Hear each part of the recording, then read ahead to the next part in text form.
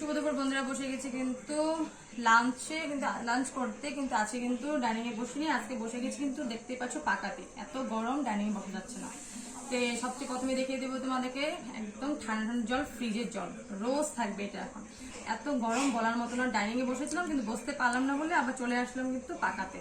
তো আজকে কিন্তু একদম হালকা ফুলকা খাবার, বেশি তেল মশলা ছাড়া, একদম কম রান্না করেছি, কিন্তু খেতে ভালো হবে। নিরামিষ রান্না করেছে শুক্রবার, সেই জন্য প্রথমে দেখিয়ে দেবো। এখানে আছে কিন্তু সাদা ভাত, সাদা ভাতের সাথে কিন্তু আছে এখানে পাঁপড়, যেহেতু নিরামিষ বললাম পাঁপড় তো লাগে বাচ্চাদের। আর এখানে আছে দেখো বুটের ডাল, কাঁচা বুট আছে, কাঁচা বুট ভেজে রেখেছিলাম, কাঁচা বুট কিন্তু পেস্ট করে নিয়েছি, আদা লঙ্কা আর কিন্তু ধনিয়া পাতা দিয়ে করে নিয়েছি। কিন্তু এখানে দেখো বুটের বড়া, এই বুটের বড়াটা কিন্তু ছেলে মেয়ে খেতে সাথে বানিয়েছিলাম, খেতে পছন্দ করেছে বলে বানিয়ে নিয়েছি। দেখো এখানে বড়া আর পাঁপড়, সাথে আছে এখানে কিন্তু শুক্তো, সব সবজি মিলিয়ে করেছি কিন্তু শুক্তো, কাঁচা কলা, তারপর যা যা সবজি ছিল, গাজর আলু পেঁপে যা ছিল ছোট ছোট করে কেটে কিন্তু দেখো করে নিচ্ছি কিন্তু শুক্তো।